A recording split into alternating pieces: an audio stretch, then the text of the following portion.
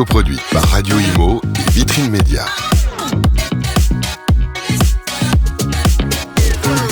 Eh bien bonjour à toutes et à tous, merci d'être avec nous. Et voilà, c'est le numéro 3 de la collection On se dit presque tout.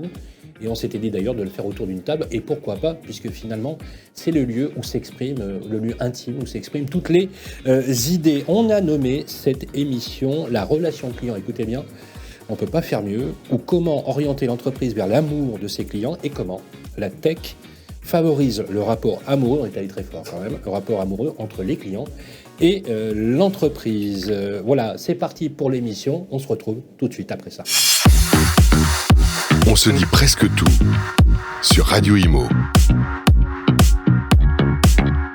Eh bien les amis, comme il est d'usage dans notre émission, je vais vous faire un petit speech avant de présenter nos invités. L'immobilier, on va parler d'immobilier parce que après tout, on est dans un univers immobilier. L'habitat en particulier, c'est le premier marqueur social des Français. Et d'ailleurs, à ce sujet, les Français, historiquement, entretiennent un rapport particulier avec leur habitat, pour deux raisons. C'est d'abord un rapport intime, on pourrait dire que c'est presque une vision maslonienne finalement de l'habitat, mais aussi une valeur patrimoniale. Si je vous dis liberté, égalité, vous allez me répondre fraternité. Eh bien non, c'est liberté, égalité, propriété. Jusqu'en 1792, on a remplacé le mot propriété par fraternité. Donc on peut dire que les Français ont inventé le droit de propriété. Le deuxième chose, c'est que c'est le lieu de l'histoire intime des Français, bien évidemment. Et donc c'est aussi le marqueur, quand on a dit le marqueur social, c'est aussi le marqueur social de ce qu'ils possèdent en termes de valeur patrimoniale. On y est très attaché. Dans un contexte de permacrise, d'incertitude, de dégradation du pouvoir d'achat, bref, c'est des primes à tous les étages. Dans un climat de tension liée au logement, la valeur de la relation client prend une dimension majeure, voire centrale.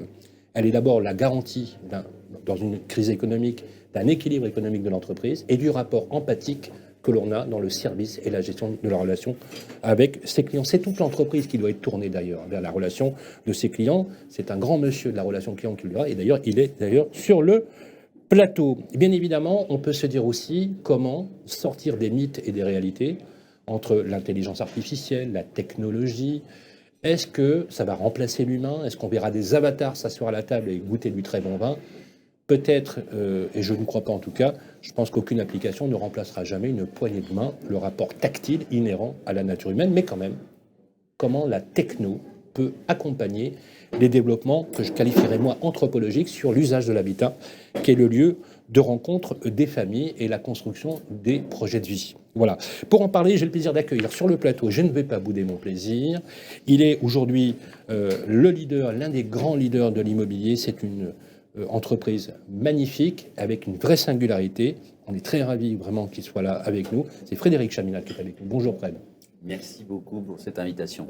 Frédéric, directeur général du groupe Arche, on en parlera tout à l'heure, vous allez voir. C'est juste incroyable. On citera d'ailleurs le président emblématique fondateur du groupe, Philippe Briand. Et s'il nous écoute, on lui fait un grand clin d'œil. Et d'ailleurs, l'invitation est lancée avec notre ami Thibaut Guillaume, puisqu'il sera bien évidemment avec nous. Rassurez-vous, les amis, un grand monsieur de la relation client qui pense, qui conceptualise, mais pas que, et qui met en pratique des relations. On peut dire que c'était un earlier, c'est un adopteur finalement de ce sens-là. Il est l'auteur de plusieurs ouvrages. Il est avec nous sur le plateau, c'est Thierry Spencer. Bonjour, merci de votre invitation. Merci Thierry. Alors vous êtes conférencier, consultant en expérience client. Alors je cite quelques livres. Avez-vous le sens du client, le management de la relation client, symétrie des attentions, on en parlera tout à l'heure, digitalisation et coproduction, les erreurs à éviter en entretien et comment j'ai raté mon entretien d'embauche. Vous allez voir, ça va être haut en couleur. Vous allez nous donner en fait justement votre analyse sur la gestion de la relation client. Je la connais bien puisqu'on a travaillé ensemble, on a cofondé le mouvement French PropTech France, une grande dame de l'immobilier, cofondatrice d'Habiteo, et pas que, puisqu'elle a été aussi directeur marketing de La Fourchette, d'accord, entre autres. Marketing, opération, voilà, mais c'est peu importe. De Pizza Hut, voilà, tout ce qui est innovation. Elle est avec nous, c'est Jeanne Massas. Salut Jeanne. Bonjour, ravi d'être là également et de pouvoir échanger avec ce beau tour de table. Merci, on est ravis de te recevoir sur le plateau. Ce programme, bien évidemment, n'aurait jamais vu le jour s'il n'avait pas été imaginé, pensé, conçu. Il nous a fait l'honneur de nous choisir pour produire et animer ce programme. Il est le président emblématique de Vitrine Média, leader français, c'est Thibaut Guillaume. Merci Sylvain. Moi, je suis très heureux d'avoir un plateau exceptionnel et je pense qu'on a vraiment les recettes sur ce plateau de ce qu'il faut cette année pour réussir dans l'immobilier. Donc, je suis très heureux. C'est un plateau exceptionnel. Alors, Thibaut, on s'était dit, on va se dire presque tout. On se dit presque tout. Et on s'est dit, on va le faire autour d'une table. Pourquoi ? Oui. Parce que c'est le moment rêvé pour échanger, c'est un moment convivial. On parle d'immobilier parce que c'est quand même ça, c'est un plateau immobilier. Les moments conviviaux, ce sont des moments où on peut échanger et où on apporte des bonnes recettes, des bons conseils pour cette année à nos clients et puis bien sûr à tout le monde immobilier. Voilà, et vraiment, merci Frédéric d'être là. Le numéro 1 pour moi de l'immobilier de proximité. Parce que c'est ça qui fait la différence dans l'immobilier. On va parler bien sûr de digital, parce que de la PropTech et tout ce que peut faire la technologie pour aider l'agence, mais ça ne remplacera jamais le contact, la proximité. C'est assez incroyable ce qu'a fait Arch et ce que c'est que ce groupe qui est emblématique et incroyable, effectivement, dans son développement. Et puis vraiment un sujet majeur, la relation client. Je pense que c'est la clé, la relation client, pour garder ses clients, pour se faire connaître. Et pour qu'on parle de l'agence immobilière, c'est clé. Donc c'est vraiment un sujet clé, c'est vraiment un plateau clé aujourd'hui pour apporter des bonnes informations à tous ceux qui nous écouteront jusqu'au bout. Merci Thibaut. Vous voyez, un programme ou en couleur, mais comme il est d'usage dans un restaurant, moi ce que je vous propose, c'est qu'on vous donne envie de venir ici à Fleur de Pavé, dans le 2e arrondissement. Nous allons recevoir le second de cuisine qui va nous parler du menu, parce qu'avant tout, on veut savoir de quoi nous allons être cuisinés, régalés avec les choix qui sont faits. On se retrouve tout de suite après. On se dit presque tout sur Radio Imo.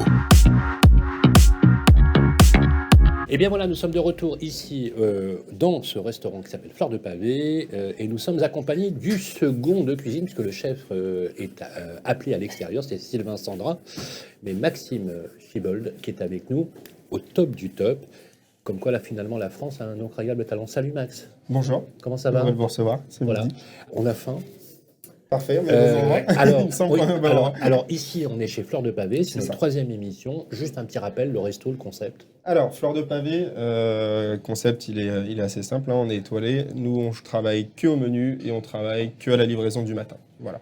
Pour ça qu'on n'a ni carte ni menu décrit. On travaille uniquement suivant les arrivages, suivant les envies des clients. En fait, tu as les produits qui arrivent le matin. C'est ça. Hier, j'ai vu qu'il y avait de la Saint-Jacques. Exactement. Et tu improvises. C'est l'idée. Voilà. On improvise, on a des bases qui restent pendant une semaine, 2 semaines, 3 semaines. Et après, on tourne autour de ce noyau dur. Quelques plats signatures. Voilà, c'est ça. Et après, on gravite autour de ça, suivant les saisons et suivant les envies du client pour réussir à avoir un menu qui correspond à tout. Alors moi j'ai envie de te poser une question. C'est Sylvain Sandra, donc le fondateur du resto, qui est connu maintenant un peu partout.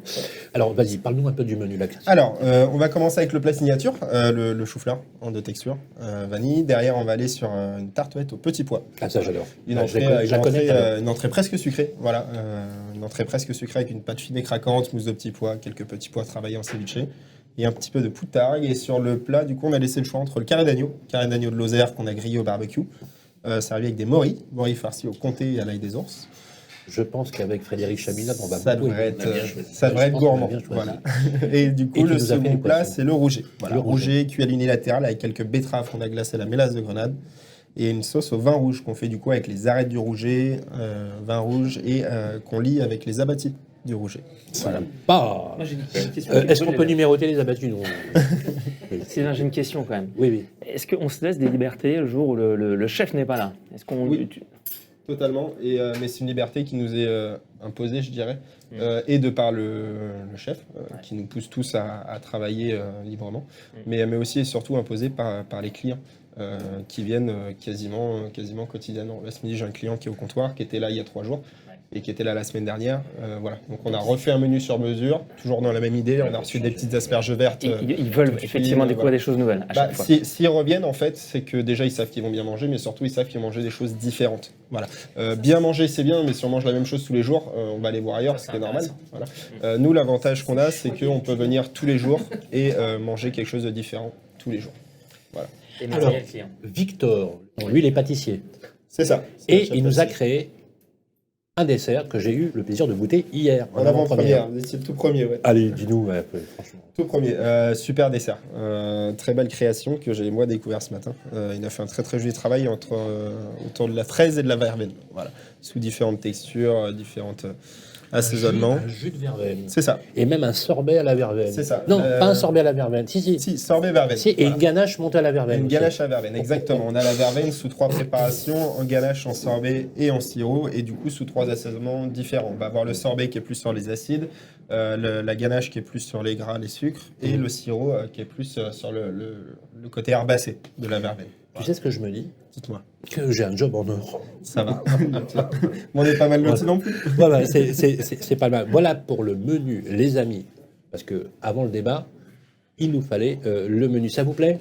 Oui, ça a l'air exceptionnel. Eh ben voilà, il n'y a plus qu'à démarrer. Les amis, un grand merci à Maxime Chibol, le Seconde Cuisine. Ici, on est à Fleur de Pavé, 5 rue Paul Lelon. 5 rue Paul Lelon, dans le 2e arrondissement. C'est très accessible. Il y a des métros, il y a des parkings à côté. Vous venez ici sans aucune modération. Merci Maxime. Merci à vous. Merci. À tout de suite. On se dit presque tout sur Radio Imo. Eh bien voilà, nous sommes à table, bien évidemment, avec toute la franche fraternité que nous avons ici autour de cette table. Alors, on a parlé tout à l'heure, effectivement, de la relation client. Je vais commencer par vous, Frédéric. Justement, chez Arche, dans un contexte où l'immobilier a toujours, par nature, un côté cyclique, on a rasé gratis pendant 12 ans. Non, mais voilà, argent pas cher, même gratuit. Pouvoir d'achat qui était en augmentation.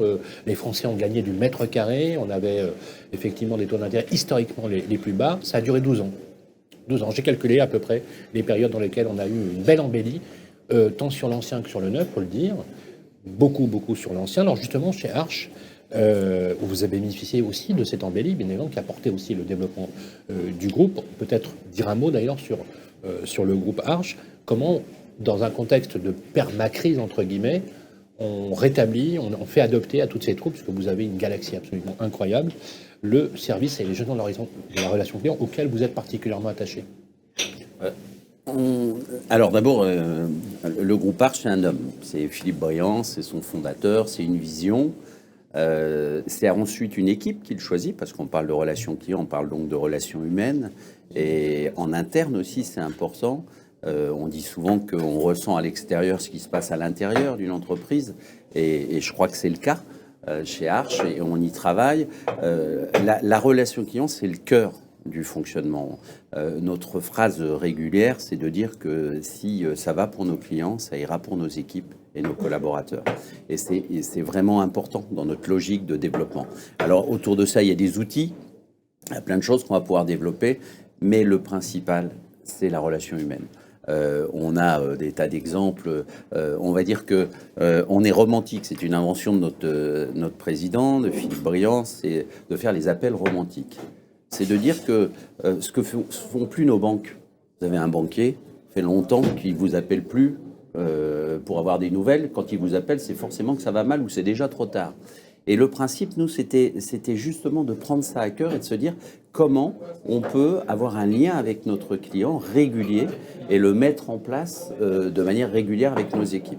Et c'était de déterminer l'appel romantique. C'est d'appeler le client et de ne rien avoir à lui dire que de lui dire bonjour, que de lui dire qu'on s'occupait bien de lui, que de lui donner quelques nouvelles de son bien, mais sans aller plus loin. Parce que souvent, quand vous êtes propriétaire, quand vous recevez un coup de téléphone de votre agence, c'est que forcément, il y a un problème. Le locataire est parti, il y a un impayé, il y a une dégradation, un sinistre, etc.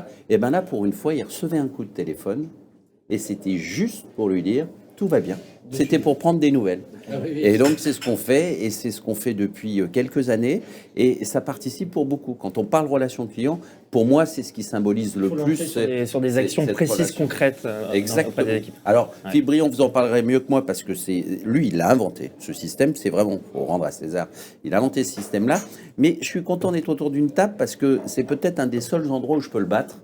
Et donc, je suis bien content d'être autour de cette table avec vous. Voilà. En plus, et c'est un sujet extrêmement important, puisqu'il y a quelques jours, je suis allé au siège du groupe Arche pour faire des interviews de ceux qui dirigent les différentes filiales du groupe. Et on a conclu l'interview avec Philippe Briand. Et il a eu cette phrase en disant « Moi, j'ai juste envie de dire à mes collaborateurs que je les aime. » Et c'est quand même pas évident dans un monde convenu, corporate, où, vous savez, hein, Thierry, on a des éléments de langage, etc., où on a un président qui se fout complètement, finalement, de ce qu'on va penser de ça, et qui a un naturel, une sincérité à fleur de peau vers une affection réelle envers ses collaborateurs. Ça, c'est rare. Est-ce que, finalement, c'est le fait que Philippe, étant le propriétaire 100% de son groupe, lui donne cette liberté, Frédéric, Bien sûr. de parole? Bien sûr. C'est la plus grande spécificité du groupe. On peut dire qu'on va être meilleur dans tel domaine, qu'on a telle autre chose, qu'on a le plus beau développement, qu'on a ceci, qu'on a cela. Le point principal, c'est que c'est une entreprise familiale et dont le fondateur détient 100% du capital et peut demain décider de son évolution et de son fonctionnement. Il y a une adhésion, évidemment qu'on adhère à une idéologie, un fonctionnement, une organisation, mais on adhère aussi à un homme quand on est chez Arche, clairement. Après, il se trouve que on a plusieurs modèles économiques représentés dans cette structure, les agences dites vitrées, très classiques, on a aussi des mandataires, on a des réseaux de franchise, on a des réseaux intégrés, donc on a des politiques un petit peu différentes, mais avec un respect comme seul un homme qui a une vision peut le faire, c'est un respect de chacun, le respect de la vision de chacun. On a fait le choix de garder des marques indépendante. On a fait le choix à un moment donné d'avoir un CTIA au milieu de tout ça qui a sa propre politique et qui est très différente en termes d'industrialisation, j'allais dire, par rapport à quelques-uns de ses concurrents. On a un fonctionnement de proximité client et on revient toujours sur la même question et souvent après 1 heure, 2 heures de travail ou de brainstorming ou de réunion de travail avec nos équipes, la question fondamentale qu'on se pose à chaque fois, c'est est-ce que ça va plaire à notre client? Alors justement, merci Fred, puisque vous me permettez de faire cette transition vers Thierry. Souvent, les dirigeants décident des orientations sur ce sujet, en termes de management intermédiaire. Est-ce que les équipes adoptent facilement ces orientations et comment le faire vivre, comme le fait vivre par exemple le groupe Arche avec votre groupe? Alors, je pense que ce qui m'avait beaucoup frappé, j'ai fait une intervention pour vous il y a quelques années, c'était à Nice, je crois. Et effectivement, quand on a un président fondateur qui incarne les valeurs, c'est un peu ce qu'on trouve dans les startups, par exemple. Dans les startups, la stratégie est très claire. Les valeurs sont d'abord les valeurs des fondateurs ou des fondatrices. Et autour, on recrute des gens qui partagent ces mêmes valeurs. Donc le grand enjeu pour les entreprises quand elles grandissent, c'est finalement de s'assurer que tout le monde est bien aligné sur nos convictions, nos croyances profondes et partagées au sein de l'entreprise. C'est ce qu'on appelle souvent la culture client. Hein. La culture client, c'est des croyances qui sont partagées au sein d'une organisation. Il y a des entreprises qui pensent que un client, c'est un portefeuille. Ou il y a des entreprises qui pensent collectivement, et tout le monde pense que c'est un dossier.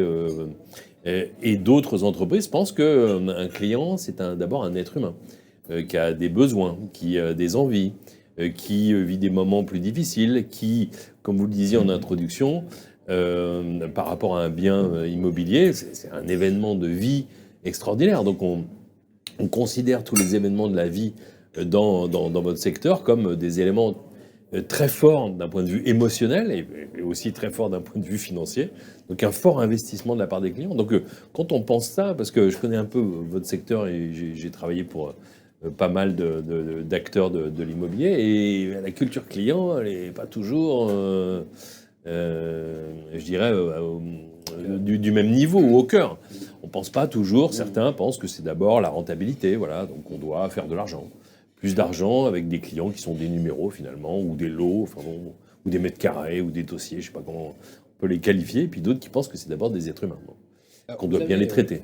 Vous avez Thierry sur un blog, je rappelle qu'on peut l'avoir facilement. Vous tapez Thierry Spencer, vous avez votre biographie, vous avez les réseaux sociaux, vous avez les titres, ils sont dans les bacs disponibles. Et vous avez on peut la voir d'ailleurs sur YouTube, je vous conseille d'y aller. Vous avez répertorié 10 citations pour illustrer un petit peu en filigrane le propos. Je vous propose d'ailleurs de reprendre comme ça, au fur et à mesure de notre déambulation gastronomique, quelques citations. Il est plus facile d'aimer une marque lorsqu'elle vous aime en retour. Voilà, là on est dans la réciprocité. Alors, je vais vous dire Arche. Arche. Ouais. Alors Arche. On aime. Oui, Arche. Voilà. Non, voilà. C'est un pléonasme. C'est Arche. L'amour du client, c'est dans le titre de l'émission. Seth Godin qui l'a dit. C'est un de vos auteurs favoris, dont vous êtes un fan absolu. Pourquoi? Alors justement, parlez-nous de lui. C'est un homme qui a écrit de nombreux livres, qui a écrit le Permission Marketing au tout début des années 2000, donc un des premiers à parler de la relation que pouvaient avoir les utilisateurs et les internautes avec Internet qui était naissant à l'époque. Hein. Oui. Comment on réinvente le marketing. Donc, c'est un homme qui a plutôt tendance à bousculer les idées reçues, à avoir des propos iconoclastes. Donc, j'adore ça. Donc, et Seth Godin, quand il aborde les sujets relatifs à l'expérience client, à la relation client, en fait, il parle d'humain, il parle d'amour. Donc, il ne faut pas avoir peur de parler d'amour. Oui, mais moi, les appels romantiques, c'est de l'amour. Donc, souvent, c'est un gros mot dans beaucoup d'entreprises. Quand j'ai vu, on en parle souvent avec Jeanne d'ailleurs de cette relation client qui est capitale, parce que à un moment donné, on va parler de la citation, justement, c'est Steve Jobs, tourné vers l'entreprise aussi, de cette situation client. C'est pratiquement la conception du rapport amoureux. Il y a un rapport holistique entre l'entreprise, abstraction faite même des rapports économiques, comme s'il y avait un ratio extra-financier qui deviendrait un ratio affecto-sociétatis. Thierry, est-ce que... Alors je vais faire mon journaliste parce que je peux pas faire autrement, mais est-ce qu'on n'assiste pas, alors c'est peut-être un peu pompeux de dire ça, à une transformation anthropologique des usages dans le rapport que l'on a au travail, aux collaborateurs, au capital humain et à l'entreprise? Bien sûr, c'est pas étonnant de voir depuis quelques années les entreprises qui s'intéressent à l'adoption d'une raison d'être, au statut d'entreprise à mission. On se dit, il faut reparler de nos valeurs, de nos croyances, parce que le monde bouge, le monde évolue très vite, parce qu'il y a des aspirations des nouvelles générations qui sont complètement différentes, parce que les crises qu'on vient de traverser ou qu'on traverse encore ont complètement bouleversé le rapport au travail, l'importance du digital dans la vie du client et dans la vie du collaborateur, le télétravail, le fait d'engager des nouvelles générations de collaborateurs. C'est des défis. Et pour y faire face, effectivement, en fait, on demande aux dirigeants de penser un peu le monde et de penser un peu l'avenir. Et de se dire, finalement, il faut que j'ai autour de moi plutôt une communauté de gens qui partagent mes valeurs, mes convictions et qui veulent aller avec moi vers l'amélioration du monde. Jeanne, toi tu connais bien ces sujets. Qu'est-ce que ça t'évoque justement quand tu écoutes tout ça?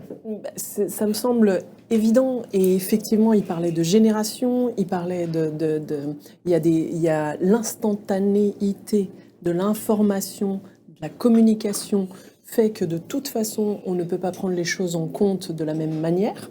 Et ça, c'est ce que le digital apporte. Et effectivement, tout ce mouvement entrepreneurial de start-up lié à une vision, finalement, d'une nouvelle génération, parce que c'est aussi lié dans la vision du travail des nouvelles générations, c'est extrêmement important. Et oui, ça se fonde une entreprise, qu'on soit le fondateur et l'unique fondateur, ou qu'on soit à plusieurs, etc., c'est finalement, ça se gère exactement de la même manière qu'une famille. Et quand on va chercher des gens, on ne veut pas les gens qui soient les mêmes que nous, mais on veut des gens qui aient des valeurs qui soient celles auxquelles on adhère.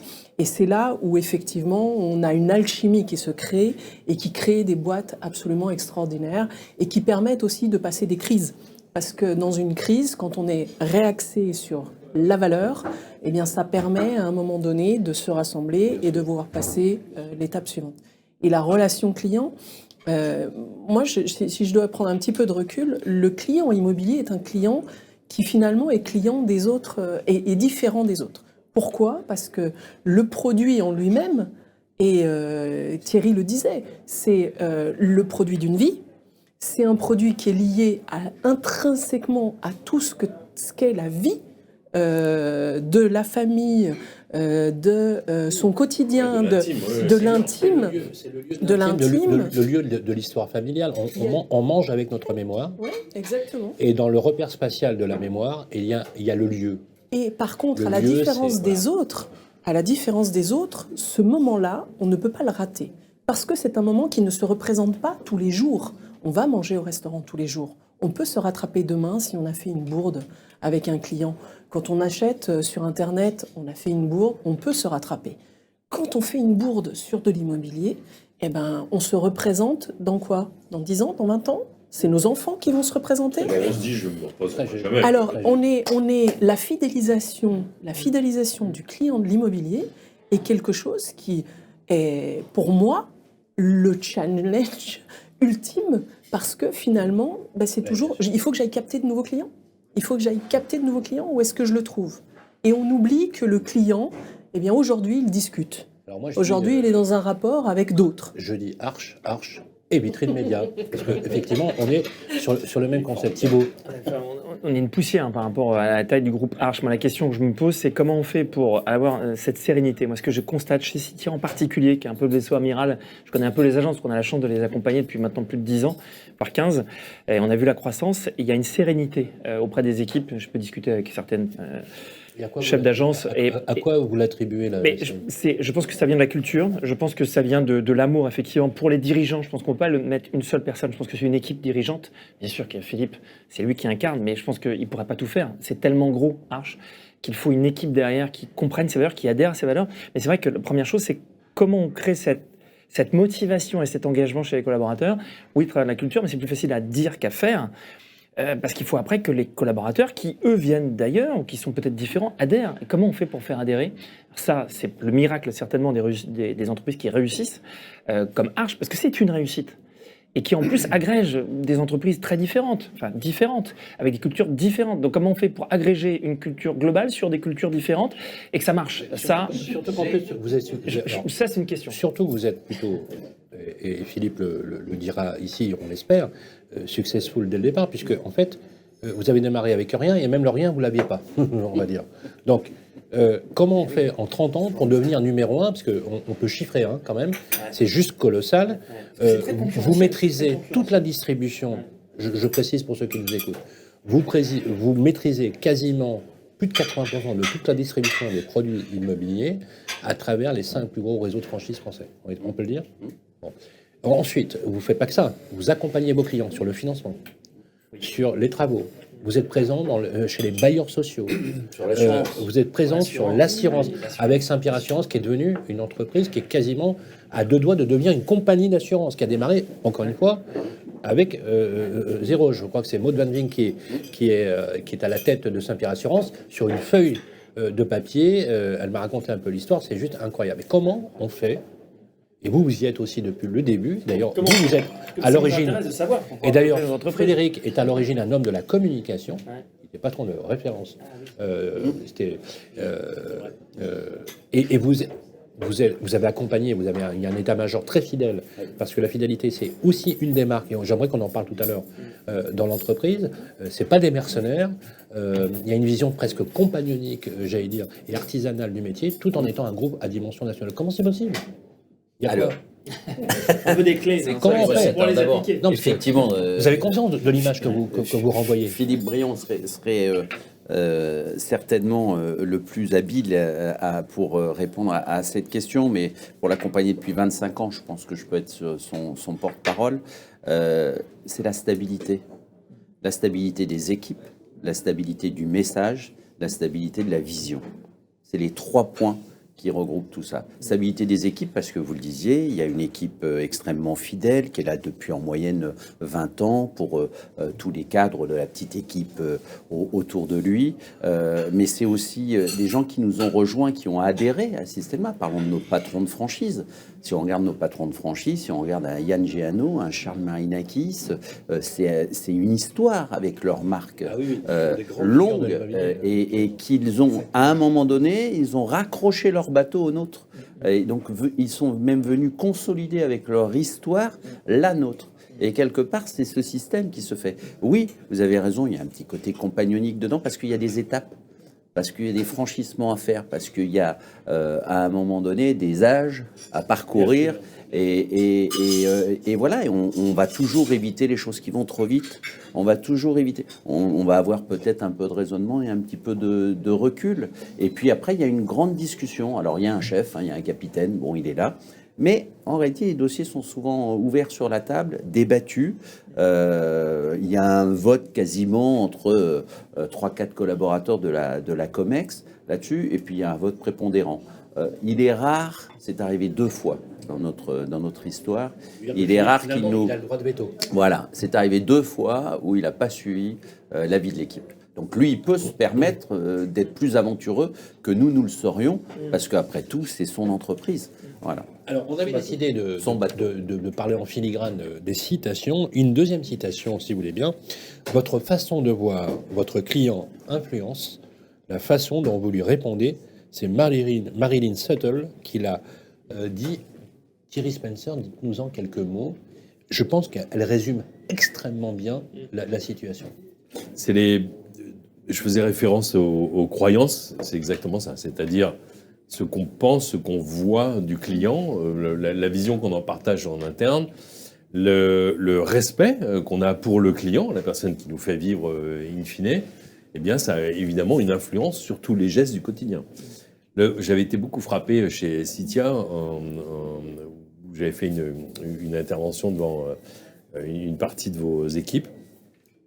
Par exemple, le rituel lors de la remise des clés du coffre de la boîte avec 2 bouteilles. Donc, c'est bien ça, hein, Oui, vous m'arrêtez. oui, c'est Donc, exactement ça. 2 bouteilles. Au moment de la remise des clés, je remets au client le cadeau. 2 bouteilles. Là où la plupart des professionnels de l'immobilier font, je sais pas, le bouquet de fleurs, la bouteille de champagne. Non. Moi, j'ai rien eu. Là, Non, mais- il y a une...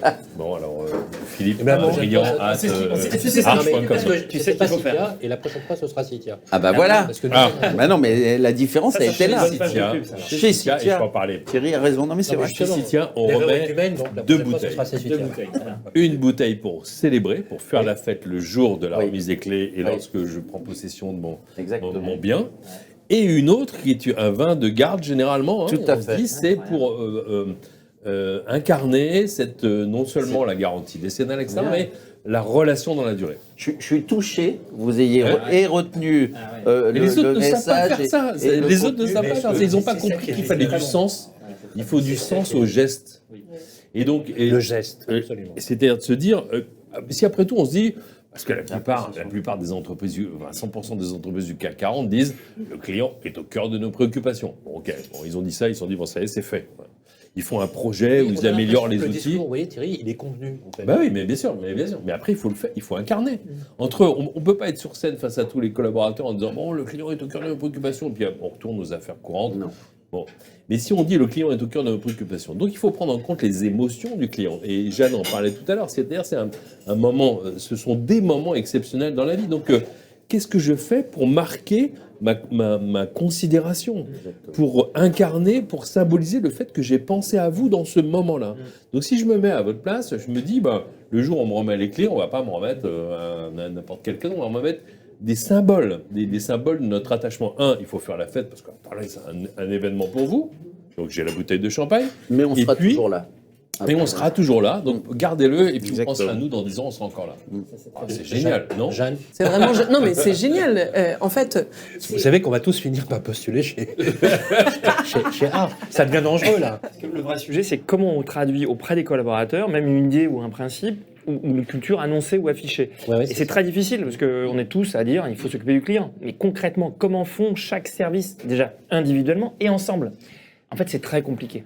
Parce que chacun a sa vision du collaborateur, du client. Eh ben, justement, Et ça passe si, tu sa me grille de permets, lecture. si tu me permets, Thibault, C'est- je voudrais c'est poser quasi la question- impossible. Je voudrais poser la question. C'est le défi qu'on se donne aujourd'hui. Est-ce que l'enjeu n'est-il pas, pour toi, Thibault, Ouais. et je fais circuler la parole, l'enjeu ne serait pas sur la formation Oui. La formation Oui. et les moyens mis en œuvre. Oui.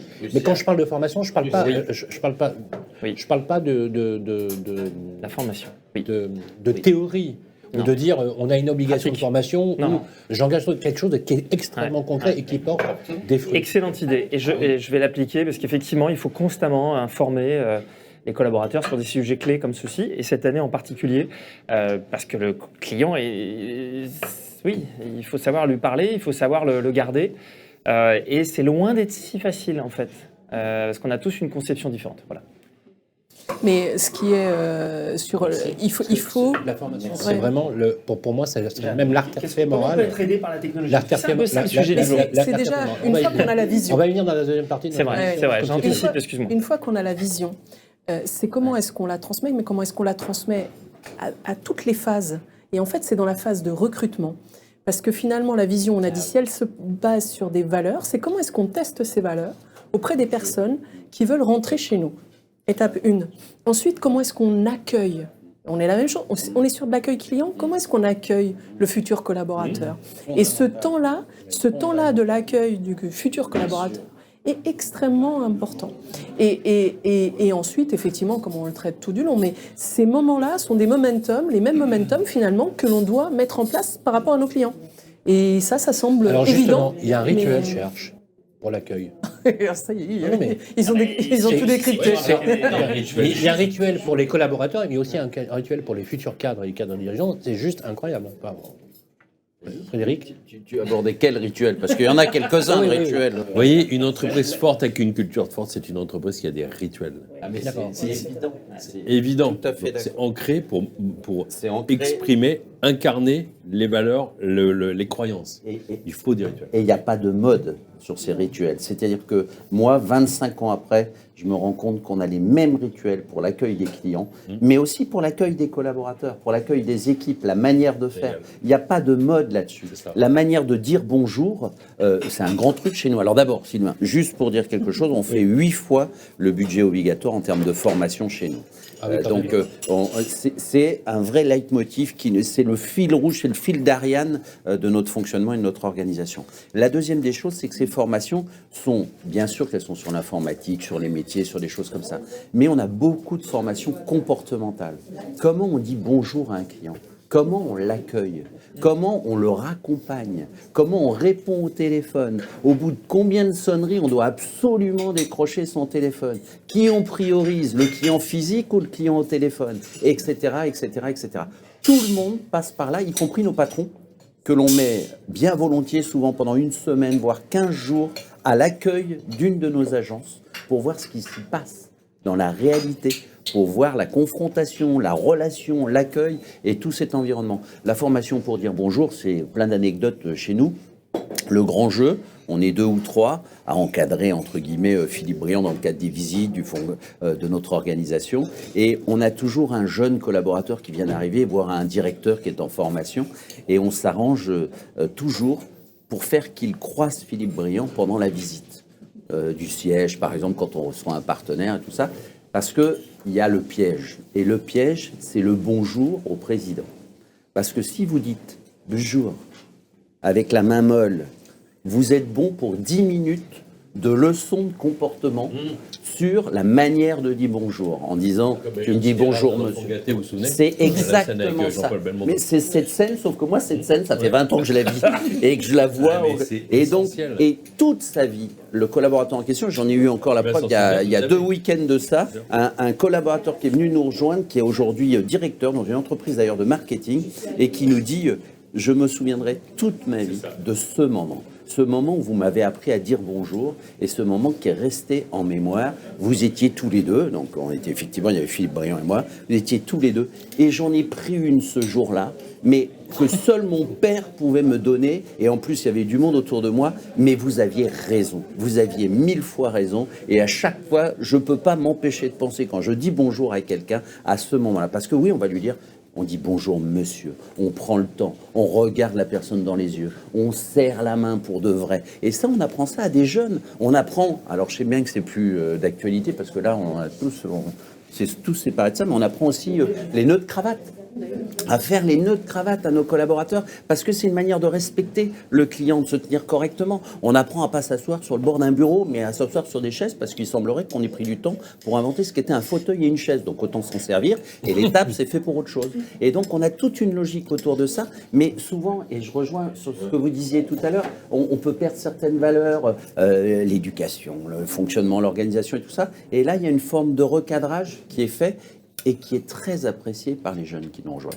Les jeunes prennent ça, mais comme les consolidant finalement dans leur fonctionnement et dans leur organisation. Et tant mieux, parce qu'à l'arrivée, c'est un client mieux servi, c'est un client mieux accueilli, et c'est un service mieux donné.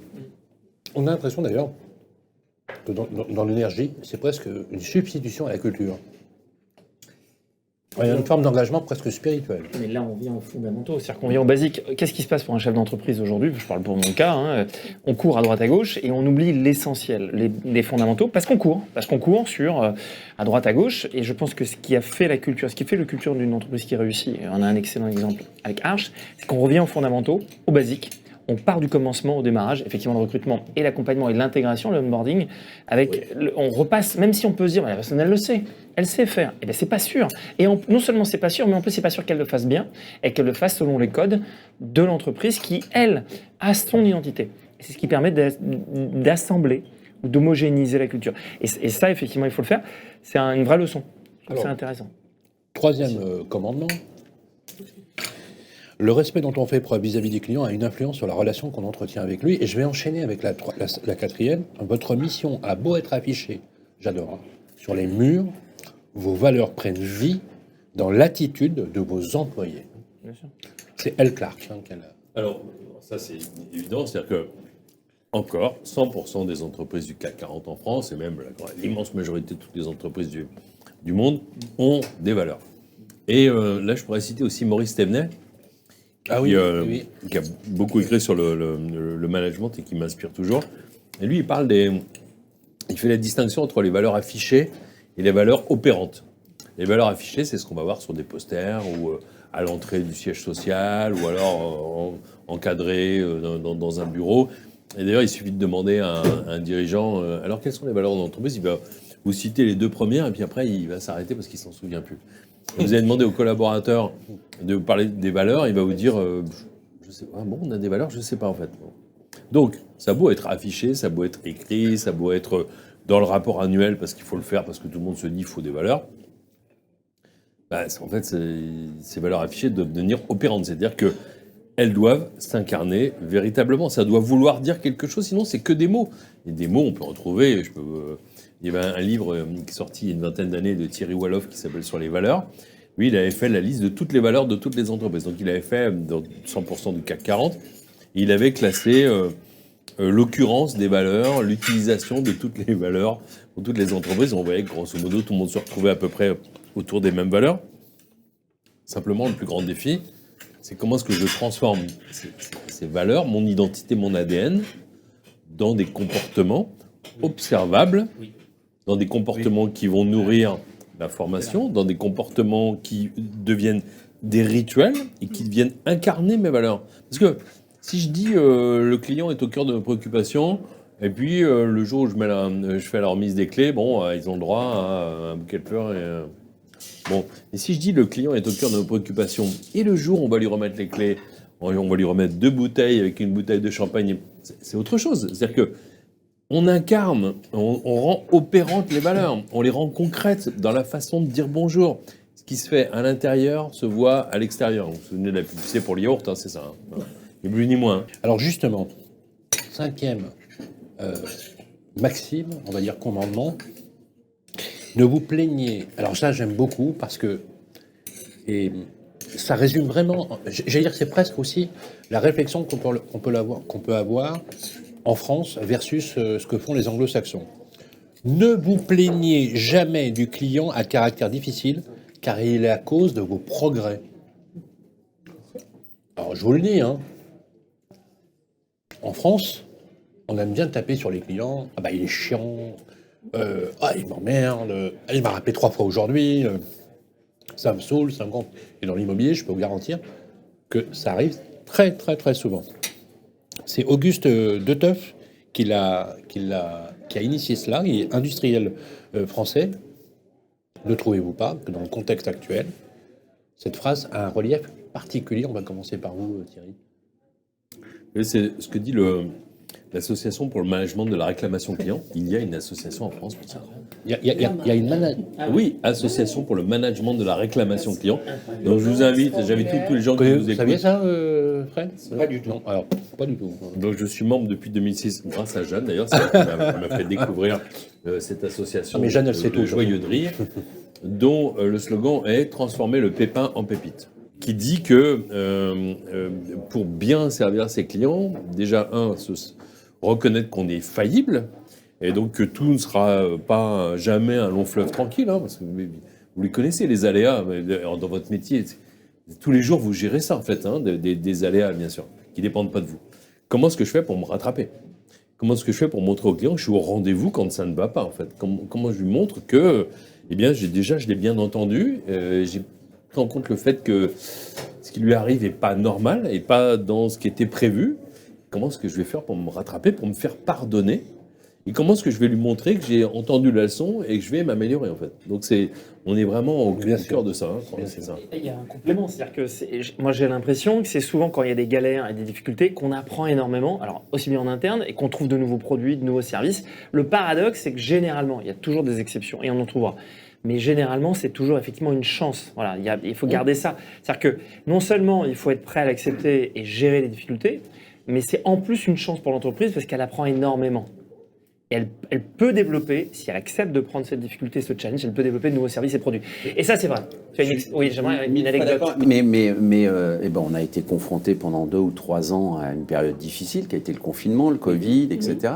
Oui. Mais nos professions, elles ont évolué comme jamais. C'est juste fantastique. La numérisation, la relation client, qui a évolué, il a fallu se réinventer. On a utilisé des outils qui étaient d'ailleurs difficiles à implémenter dans nos entreprises respectives. Pendant des années, on s'est battu pour mettre en place la signature électronique, la visio, le fonctionnement des relations régulières, etc. avec le numérique. Et en 2 ans de temps, on a fait un pas de géant.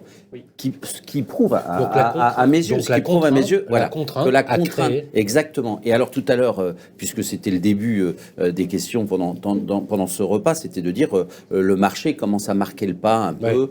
Moi, je préfère utiliser ce terme-là parce que je pense pas qu'il y ait une baisse, mais je pense que ça marque le pas et je pense que c'est très géolocalisé. Que Paris n'est pas la France. Ce qui se passe à Paris, c'est une chose. Ce qui se passe dans quelques grandes villes, c'est une chose. Et je trouve qu'en France, globalement, dans beaucoup de nos villes, le marché se porte plutôt très, très bien. Donc ça, c'était le petit truc de côté. Mais pour tout ça, je pense que ça va nous permettre encore de continuer de nous réinventer. Et oui, bien sûr qu'à chaque fois qu'il y a une crise, à chaque fois qu'il y a une difficulté à passer, évidemment qu'il faut trouver d'autres solutions. Évidemment que ça nous remet en cause. Évidemment que ça secoue l'édifice. Alors, il y a nos rituels qui restent en place, notre fonctionnement, notre organisation. Et puis, autour de ça, il y a aussi une partie à adapter et à faire. Alors, j'aime bien aussi cet exemple de dire les 80-20. On a 80% des bouteilles qui arrivent, qui vont prendre le bouchon correctement, qui vont être fermées, qui vont être impeccables. Ça, j'allais dire, c'est tout le côté industrialisation de nos process, quels que soient les secteurs d'activité. Et on a 20%, les bouteilles vont arriver de travers. Ça va pas se mettre correctement. Et en réalité, j'ai 80% de mes équipes qui vont travailler sur ces 20%.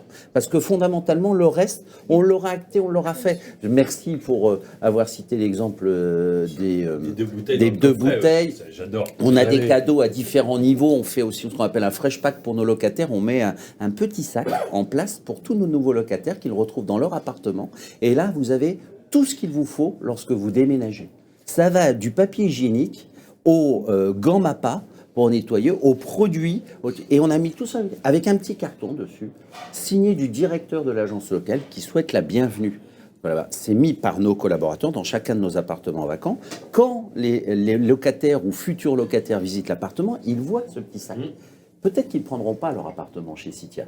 Mais ce qui est sûr, c'est qu'ils se souviendront que chez Citia, on offre à un moment donné un petit coffret pour l'entrée dans les lieux du locataire et son suivi, puis assez personnalisé, parce qu'en fonction des appartements, vous êtes jeune, on va vous mettre la petite canette qui va bien, les préservatifs aussi, parce qu'on a des résidences étudiantes, et puis c'est pas la peine de se voiler la face, il faut vivre la vie telle qu'elle est, et on le joue là-dessus, et c'est fantastique. Et bien ça marche du tonnerre, parce que le message, c'est notre client, mais je dois m'adapter, absolument m'adapter. Mais c'est tout cet environnement-là, c'était de dire, on est avec vous, on vous suit, on sait que vous êtes dans une résidence étudiante, vous vivez la vie à plein régime, et ben nous, on vous accompagne là-dedans. Alors, c'était pas prévu, mais grâce à Frédéric, je fais toujours mes bonnes transitions, parce que justement, on va passer dans la deuxième partie de l'émission, on va parler du capital humain. Parce que là, ce que vous dites, c'est vraiment l'introduction de la capacité. C'est pour ça. Donc voilà, je fais une gestion relative, en fait, de l'émission à toutes et à tous. Merci encore de nous suivre. Je rappelle que le podcast, il est réécoutable sur les plateformes de streaming qui vont bien. Et si vous prenez l'émission en cours, on est ravis d'être avec vous. On se retrouve tout de suite après pour la deuxième partie. On se dit presque tout sur Radio Imo. Voilà, on se retrouve pour la seconde partie de notre émission, comme ça le plat.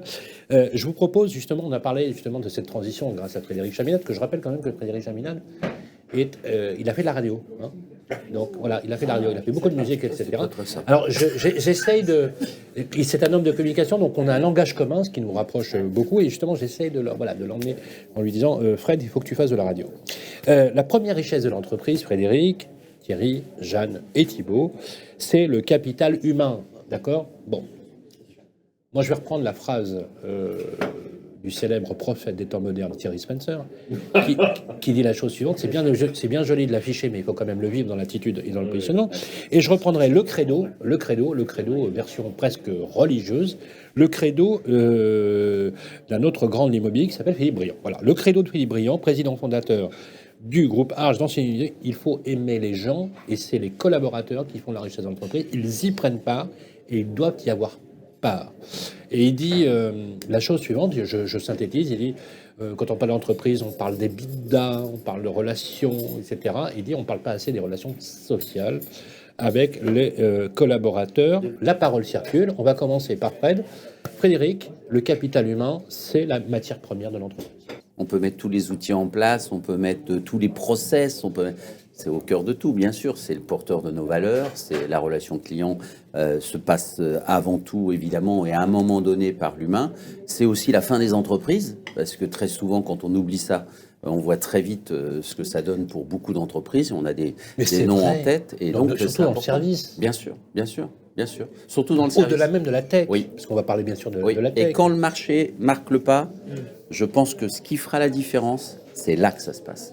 C'est à ce moment-là, parce qu'on a tous des outils un peu pareils, on a tous une informatique, le même logiciel, la même manière de faire. D'ailleurs, pour dire les choses, on vend presque tous les mêmes styles d'appartements au même endroit, au même truc. Qu'est-ce qui fait la différence à un moment donné ? C'est le contact avec l'un de nos collaborateurs. C'est le fait de passer du temps dans une voiture et d'être capable de converser pendant qu'on on emmène notre client sur le lieu de visite. C'est le fait de créer le lien et de se dire, finalement, j'ai 2 appartements achetés là, j'ai eu 2 personnes en contact, mais il y en a une, mais elle est super sympa. Hein. Puis alors, quand elle m'a dit qu'elle faisait de la danse ou de l'équitation ou machin, puis ça fait un point commun et on crée le lien. Et pour le même appartement, pour le même produit ou service vendu, eh bien, il y a une relation différente qui s'est instaurée. On va avoir envie d'appeler plus cette personne-là que l'autre. Et là, toute la réussite, elle est là. Alors, merci encore une fois pour la transition, parce que justement, pour alimenter la 6e maxime des commandements, les clients n'attendent pas que vous soyez parfait, ils attendent que vous répariez les choses quand ça ne va pas. C'est Donald Porter qui l'a dit, Thierry. Ça fait écho à ce dont on parlait sur le fait de transformer le pépin en pépite. Le capital humain, la capacité à être faillible, la capacité à être engagé avec la formation comme accompagnant du projet professionnel. Oui, parce que le client, qu'est-ce qu'il attend finalement ? Il attend d'en avoir pour son argent, on va dire. Hein. Et puis, ce que vous disiez effectivement, c'est qu'il n'y a pas que l'immobilier qui est touché, c'est-à-dire que vous vendez tous la même chose. Les banquiers vendent à peu près tous les mêmes produits, les assureurs vendent les constructeurs automobiles, peu ou prou, on va dire tous les grands constructeurs vendent à peu près la même voiture. Bon. Et les distributeurs, j'en parle même pas, ils vendent les mêmes produits. Hein. Entre un taille-haie chez Castorama et un taille-haie chez Leroy Merlin, c'est le même taille-haie. Bon. Et chez Decathlon, c'est la même chose. Hein. Une paire de baskets chez Decathlon et une paire de baskets chez Sport 2000 ou ailleurs, c'est la même. Qu'est-ce qui va faire la différence ? On se dit presque tout sur Radio Imo. Voilà, le plat est arrivé. Messieurs, effectivement, Thierry, on parlait justement le côté faillible des clients, mais le client, effectivement, avant tout, souhaite qu'on puisse être capable, si on dit qu'on veut réparer, qu'on fera mieux, il faut quand même, indépendamment de cela, c'est lui qui paye, et c'est lui qui doit être servi de façon cohérente là-dessus. Est-ce qu'on a le droit à l'erreur avec le client, Thierry ? Bien sûr. Chaque entreprise fait une promesse. Si elle sait qu'elle peut être faillible, il faut être à la hauteur de la promesse. Il faut que le client en ait pour son argent, tout simplement. Et quand tout va bien, mais c'est fantastique, j'ai rempli mon contrat. Quand ça se passe moins bien, mais il faut que je sois aussi au rendez-vous et à la hauteur. Et c'est souvent, d'ailleurs, ce qu'on pourrait même appeler le moment de vérité ultime. C'est quand ça va pas. C'est comme avec ses amis. C'est quand vous êtes malade que vous comptez vos amis. Donc c'est pareil pour la relation client. Je vois pas pourquoi ça serait différent, puisque le thème de notre échange, c'est on est sur l'amour du client.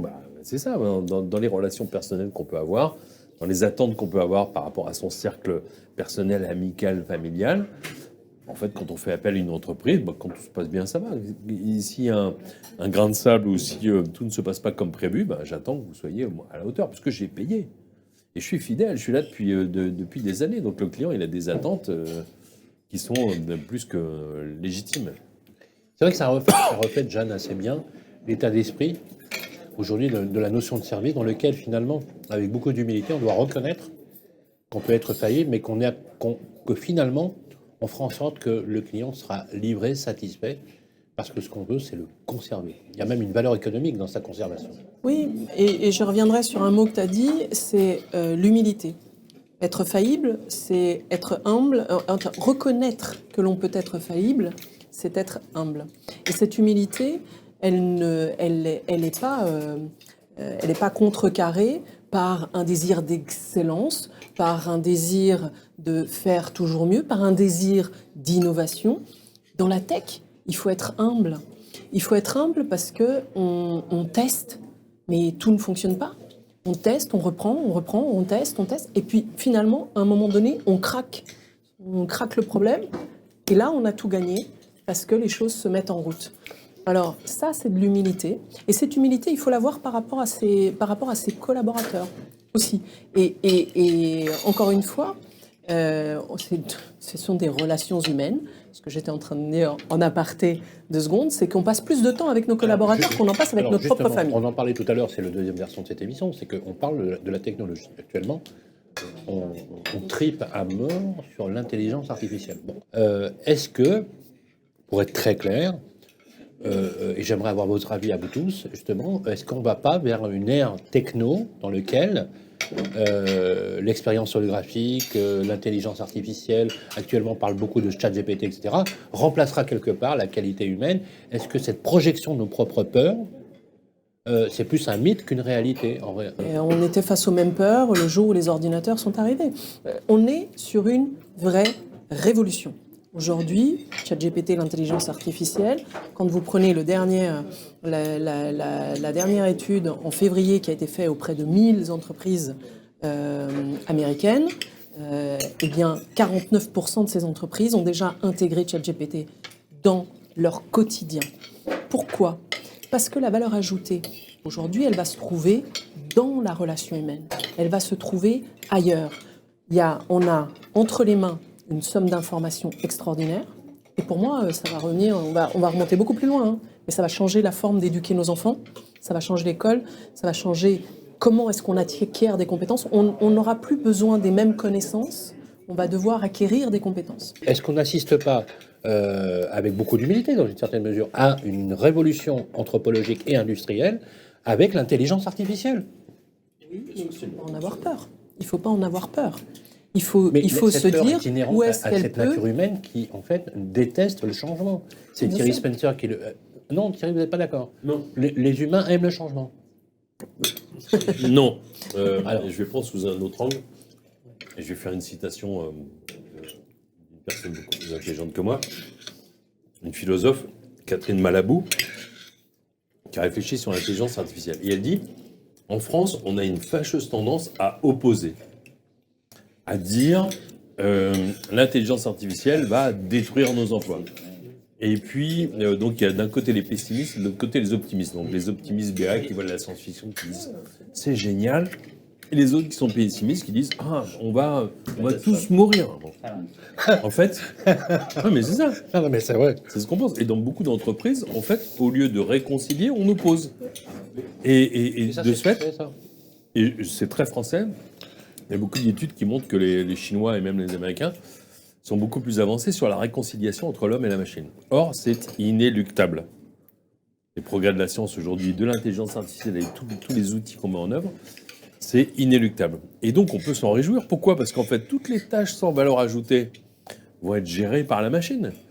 Mais tout ce qui va être à forte valeur ajoutée, donc la vraie relation humaine, la prise en compte des émotions. Plus de temps pour ça. Plus de temps pour une vraie relation Exactement. plus longue, Ah, plus Et ça profonde. changera jamais. Exactement. Et ça va même s'intensifier. Exactement. Je vais rebondir là-dessus avec un exemple très concret. Deux, mais reliés, avec ChatGPT, justement, et dans le fonctionnement. On a intégré ça, il y avait déjà un premier logiciel qui servait là-dessus, on a mis maintenant ChatGPT. Pourquoi? Pour des commerciaux à la loc et à la transaction qui sont censés faire des annonces en vitrine et faire des textes. Mais c'est fantastique, quoi. Mais c'est juste fantastique. Non, mais parce que juste le sujet, le complément d'objet direct et le verbe, ils ne savent même pas ce que c'est. Et donc, rédiger une annonce, c'est très compliqué pour bon nombre d'entre eux. Ils connaissent parfaitement leur métier, ils connaissent parfaitement ce qu'ils ont à faire, ce qu'ils ont à dire. Mais dès qu'il s'agit de faire une synthèse et de pouvoir résumer, c'est très compliqué. Déjà parce que certainement que l'éducation nationale mais c'est un autre débat, a passé sur un certain nombre de choses et a oublié le principal. Et on a effectivement des jeunes qui arrivent à qui nous apprenons à véritablement exprimer les choses, synthétiser les choses. Ça, c'est le premier exemple. Et puis le deuxième exemple, c'est toujours le même système, c'est le savoir-faire et le faire savoir. Un gestionnaire de copro, c'est un quotidien, c'est police 24/24, quoi. C'est l'appel téléphonique, c'est des urgences à gérer, c'est tout ça. Puis on intervient et on fait et tout ça. Sauf que souvent, nos gestionnaires, on se dit, mais pourquoi ils n'envoient pas un mail aux clients pour leur dire on a fait ça, on s'est occupé de ça? Pourquoi ils ne répondent pas à des questions simples des clients et tout? Tout simplement parce qu'ils étaient incapables de le faire par écrit. Parce qu'être en assemblée générale, être face à la personne et expliquer, super. Mais faire une synthèse d'une situation, la faire par mail et dire à un client, voilà ce que j'ai fait, voilà ce que nous devons faire, vous devez attendre le sinistre, le dommage ouvrage, le machin, le truc, ils étaient incapables de faire. ChatGPT, formidable. Je donne les éléments, ChatGPT fait le texte, organise, synthétise, vous envoyez le courrier et vous avez un client et on est en train de le faire. On est en train de l'intégrer et donc c'est fantastique. Alors on l'a fait pour les agences Century 21, entre autres. Exactement. L'intervention de Nicolas Robic, incroyable. Exactement. C'est Nicolas qui est à la manœuvre là-dessus et qui va développer ça. Et c'est déjà en place. Actuellement, avec Jeanne, on travaille sur une grande plateforme de formation à distance, justement en utilisant l'intelligence artificielle qui va gagner. Et donc là, c'est un soutien, là, c'est un appui, là, c'est une amélioration. Et pour revenir sur ce que disait Thierry, et donc là, c'est plus de temps et un collaborateur plus décomplexé, décontracté pour se consacrer au principal, la relation client. Ce qui est important, ce que la technologie fait aussi dans l'aide qu'on peut apporter, c'est qu'elle peut récupérer de l'information sur le client.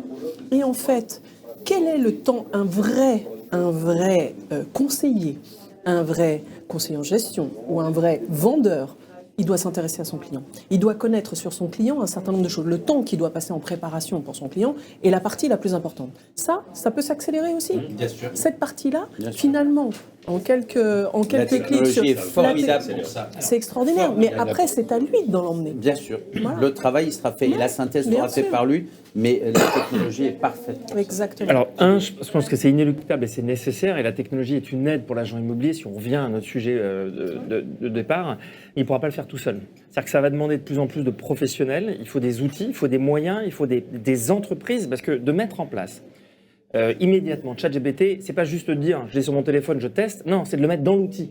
Aujourd'hui, ce qui a été fait chez Century 21, c'est qu'ils ont installé l'outil dans l'outil de référence, leur CRM, et donc ça rédige automatiquement les annonces, ça les corrige, ça laisse bien sûr l'humain derrière vérifier que tout est bon, parce qu'il va pouvoir ajouter sa touche d'attention. Bien sûr. Mais le travail va être effectivement préparé, mais faire ça, c'est pas à la portée de n'importe qui.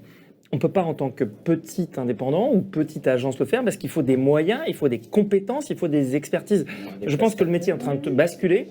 Il est en train de basculer parce que ceux qui pourront prendre le chemin, effectivement, prendre le train de ces technologies, tout le monde peut le faire parce qu'il faut des moyens et des compétences. Et donc, le métier va se professionnaliser encore et encore. Et il y a le jeu, bien sûr, des réseaux et des groupes. Encore quelques années, un agent immobilier n'aurait jamais utilisé des réseaux sociaux pour communiquer auprès de ses Et il clients. a encore du mal pour certains. Et pour certains, il y en a. Et encore, et pourtant, c'est le plus simple. On est loin. ils peuvent Pourtant, être- ça a été On est très démocratisé. loin Mais ils peuvent être d'être- accompagnés. Ouais. Encore une fois, allons chercher. Il y a des prestataires pour ça. C'est vrai. Et qu'on soit petit vraiment, ou grand, c'est vrai, on bien a sûr. droit aux mêmes outils. Alors, Bien sûr. justement, vrai. 7e et 8e maxime, selon Thierry Spencer. Alors, donnez le droit à vos employés de faire ce qu'il faut et vous les enchanterez. Du coup, ils enchanteront vos clients. Ça, c'est une phrase qui a été attribuée à Guy Kawasaki, qui fait de la moto. Kawasaki qui a travaillé chez Apple. Kawasaki, Oui, Donc, qui fait de la qui a moto. Voilà. murmuré à l'oreille de Et la Steve Jobs huitième, pendant qui est, des à mon années. avis, J'ai entendu. qui est à mon avis le corollaire, donc 7 et 8e, le service client ne devrait pas être un département, mais l'entreprise entière. Et cette phrase a été attribuée à Tony, on dit Issier. Tony Sier, c'est le fondateur de Zappos, qui est une Oui, entreprise qui a été absolument. rachetée par Amazon, et le pauvre Tony Sier n'est plus de ce monde depuis 1 an et demi. Et ce qui est intéressant, justement, je vais décliner les listes, parce que vous allez voir, ça va être extrêmement intéressant, il y a une vraie cohérence. Et ce que vous avez choisi, parce que ce qui est intéressant dans votre blog, c'est que vous avez choisi les phrases qui correspondent bien, qu'il y a une vraie cohérence dans ces fameux 10 commandements. Mais voilà. Le service client n'est pas un coût, billet par semaine. n'est pas un J'essaie coût, mais un investissement. Ça, c'est Jacques-Antoine Grandjean, le patron de vente de privée. VP, ouais. Donc voilà. Vous dites aussi en 10e position et 11e position, C'est ça. les clients ne vous jugent pas sur vos efforts, Non, ça, c'est Clairement. British Airways, c'est pas ton British Airways. c'est sur les résultats, sur ce que vous délivrez. Et ça, c'est Steve Jobs qui le dit. Et la 11e et dernière, elle est faite par François Michelin, pardon. L'entreprise est élue tous les jours par son client. Et en fait, ce qu'il dit en substance, c'est que chaque jour, sur ton établi, tu remettras ton ouvrage. Ouais. On n'a pas dit jusque-là que c'était facile. Hein. Non. On n'a pas dit. Hein. Non. Non, non. En l'occurrence, je suis assis à côté de chefs d'entreprise. Il faut du courage. Enfin, Ouais. il faut savoir que ça ne se décrète pas. Enfin, on ne décrète pas une bonne relation client, on ne décrète pas une bonne expérience client, une grande satisfaction client, avec des collaborateurs engagés et une entreprise Mais profitable. Thierry, on a l'impression que Du courage. la construction est difficile, mais que la chute peut être extrêmement rapide. Bah oui, parce En fait, qu'aujourd'hui, c'est on parle. amplifié. Oui, non, mais il y a presque. Enfin, je veux dire, bon, on va pas faire de la philosophie à 2 euros, mais quand même, il y a une vision extrêmement intéressante. On peut mettre beaucoup d'années à construire un empire, et extrêmement rapidement, on peut le détruire finalement. Là, ça peut décliner. Enfin, moi, j'ai l'âge d'avoir connu, par exemple, la chute de Kodak. Et je me souviens, j'étais en banque d'affaires à l'époque, que l'année qui précédait, les résultats étaient exceptionnels. Et en 2 ans, c'était plié. Je peux prendre l'exemple de Nokia aussi. Rappelez-vous, Nokia, c'était le top du top aujourd'hui. À l'époque, il faut quand même savoir qu'il n'y a pas Huawei, par exemple. Hein. Enfin, on a du mal à l'imaginer. Ah, il faut délivrer tous les jours et penser à demain, enfin, et se projeter. Donc, Mais dans la configuration d'un actionnariat, je vais être plus précis, dans des actionnariats plus diffus, avec du flottant, donc vous avez compris que je parle de société cotée, est-ce qu'il n'y a pas là peut-être quelque chose de plus problématique dans la gouvernance des entreprises?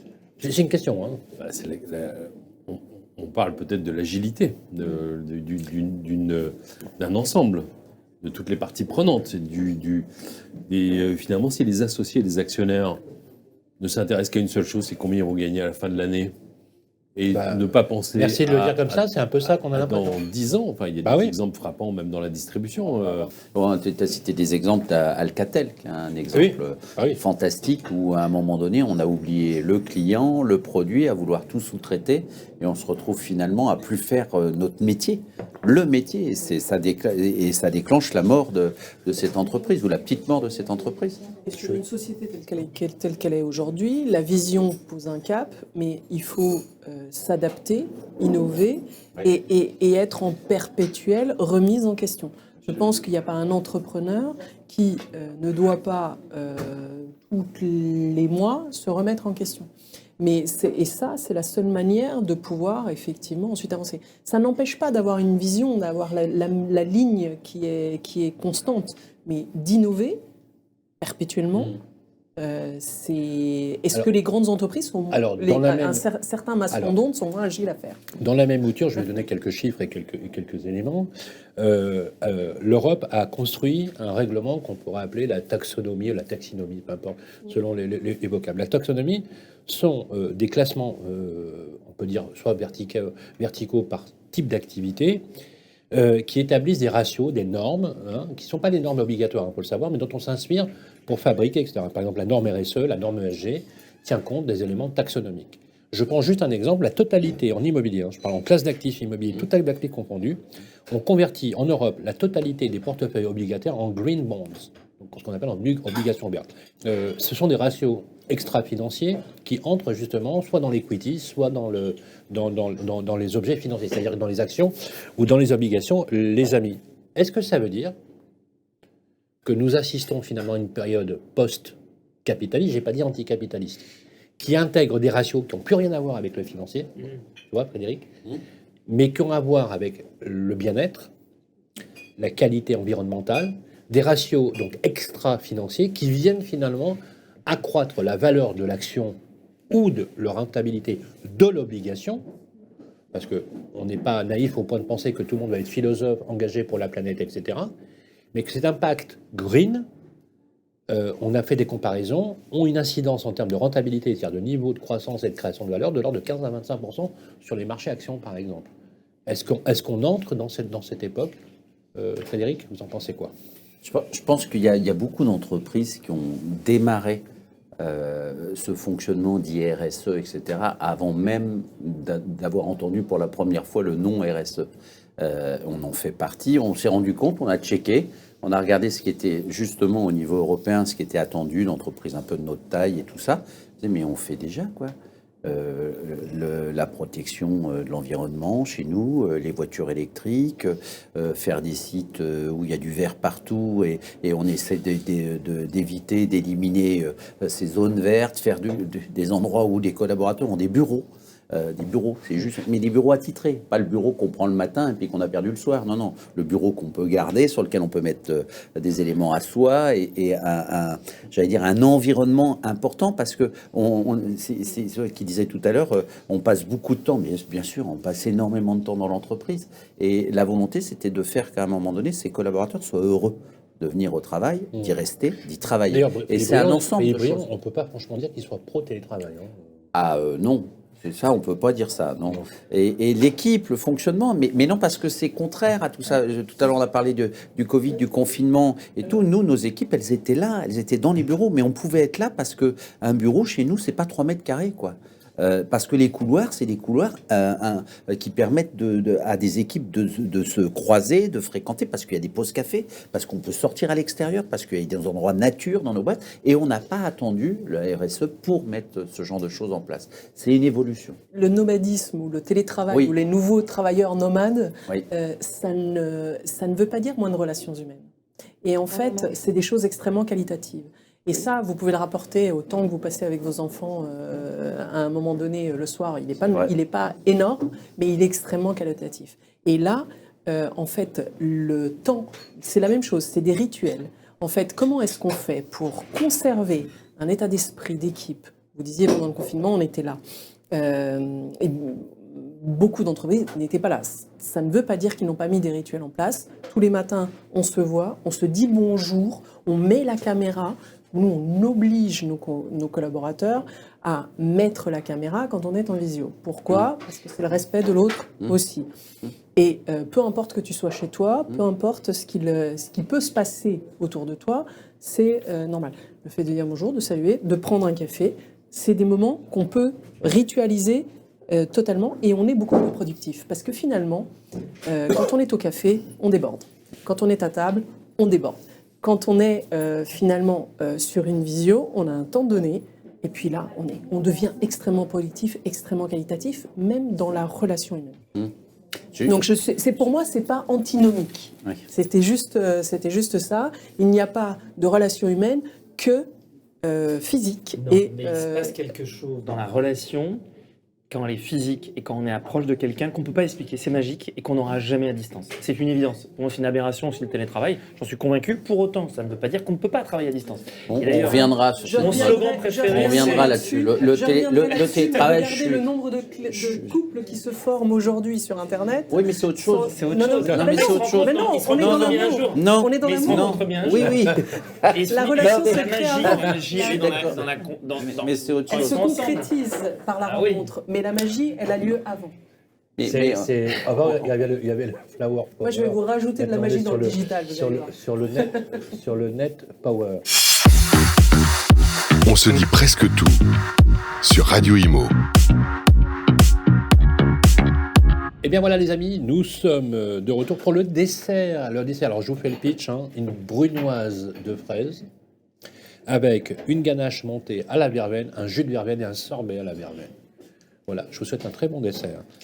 Alors, pour alimenter justement cette fin d'émission, parce que là, il vient de l'heure de nous quitter, il y a 2 questions que j'aimerais vous poser. Juste avoir votre avis de professionnel. On parle aujourd'hui de grande démission. Vous voyez, dans les articles, la grande démission, c'est-à-dire des personnes qui... Alors, je ne sais pas parce qu'ils ont trouvé un boulot. Ils démissionnent parce qu'en fait, ils ne veulent plus travailler dans le secteur. La banque, c'est 31%. Il y avait un article absolument incroyable. C'est plus qu'une hémorragie. C'est une éventration dans les ressources humaines dans le monde de la banque. Qu'en est-il de l'immobilier? Est-ce qu'on assiste à des phénomènes comparables? On a la chance d'avoir Frédéric Chaminade, qui est le patron du plus grand groupe français. Donc, est-ce que ce phénomène touche aujourd'hui l'immobilier? Et vous arrivez à vous en préserver, on va dire. DG. Pas Non, patron, pardon, parce que je pardon. voudrais garder ma place. Pardon, oui, pardon. Philippe, m'excusez. Pour pouvoir en parler. Voilà, tout le ça. directeur général. Et Philippe, tu m'excuses, Voilà. tu sais Voilà. ce que c'est les fins de repas, c'est Voilà. toujours compliqué, tout Voilà. ça. Bref, non, oui, et pour un sujet plus sérieux, la grande démission, elle existe dans un certain nombre de secteurs d'activité. C'est pas le cas dans l'immobilier. En tout cas, moi, je ne reçois pas qu'en tête, même si on a effectivement, comme beaucoup d'autres secteurs d'activité, plus de difficultés pour recruter. Tout à l'heure, on parlait en off de cette génération aussi qui arrive, qui a aussi ses attentes, qui a aussi des choses différentes. Et puis, si on parle du secteur bancaire, mais finalement, est-ce que c'est pas tout le résumé de tout ce repas, quoi? Et tous les sujets qu'on a abordés depuis le début du repas, est-ce que les banques n'ont pas oublié le client? Est-ce que les banques, à un moment donné, en oubliant le client, n'ont pas oublié le bien-être de leurs collaborateurs? On se rend bien compte avec la fermeture des réseaux bancaires, avec la proximité qui a disparu, avec le remplacement. Vous savez, là, quand on appelle la banque, taper 1, taper 2, taper 3, taper 4, mais ça marche plus tout ça, quoi. C'est un autre monde.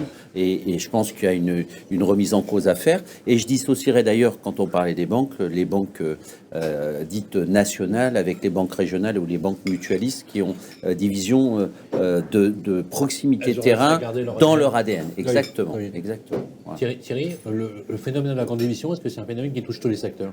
Alors, je suis assez d'accord, il y a un phénomène de grande démission, même si dans les chiffres, c'est pas... C'est ce que il y a- les journaux disent, en fait. Oui, enfin, Ça, c'était marqué selon les secteurs. au Figaro, c'est la pas grande démission qui touche la banque. Oui. 31%, mais c'est Mais considérable. plus grave que ça, pour moi, il y a le grand désengagement qui touche beaucoup de collaborateurs. Mais tous les secteurs. Dans tous les secteurs.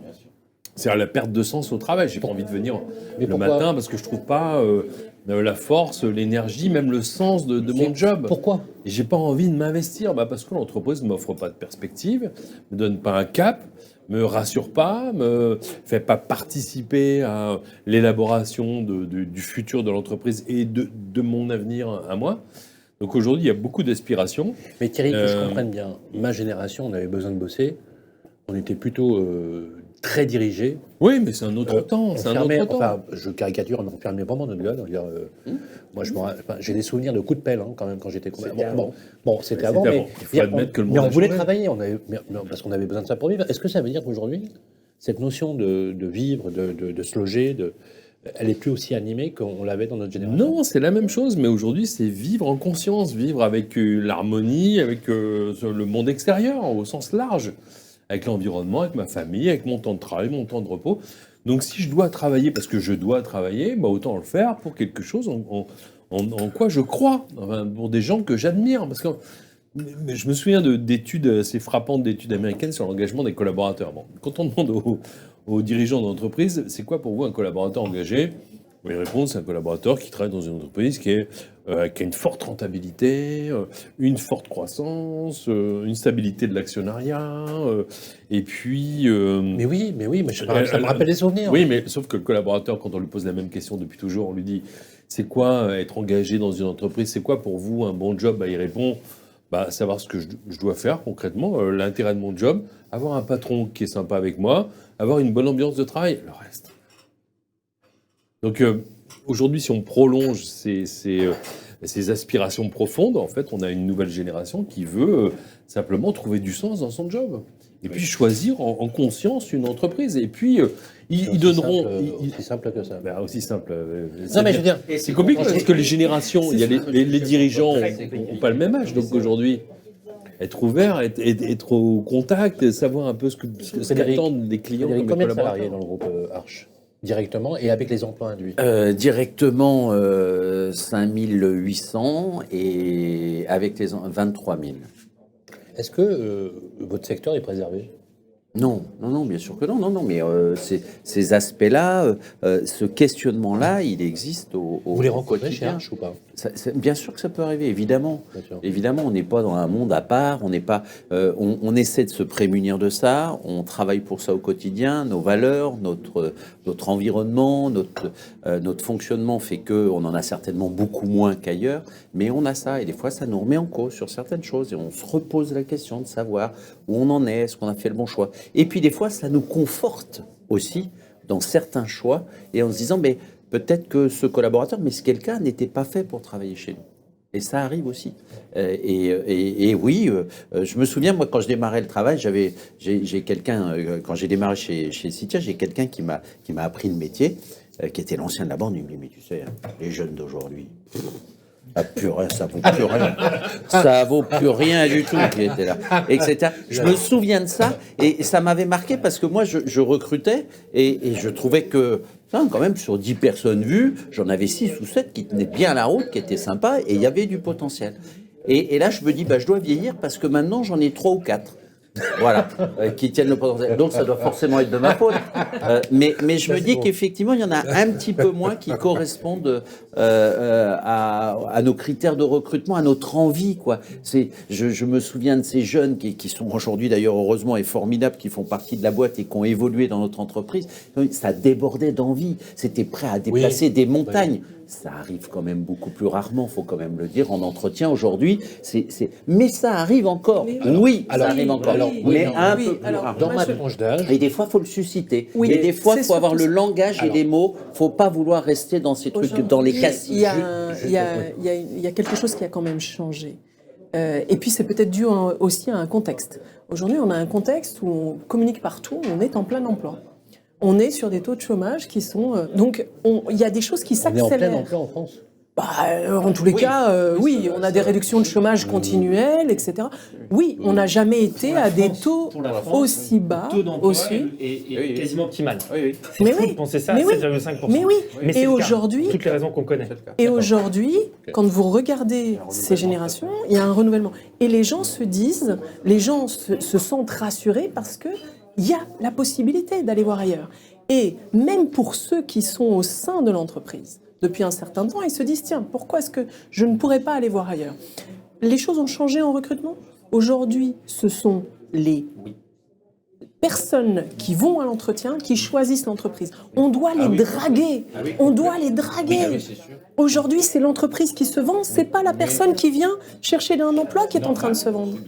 Mais c'est pas une mauvaise chose. Je dis pas que ça soit une mauvaise chose. Je dis pas que ça soit une mauvaise chose. Mais du coup, ça participe peut-être à ce phénomène qu'on a l'impression de voir arriver. Ça participe, par mais exemple, à c'est une l'augmentation de la accélération. valeur de l'entreprise.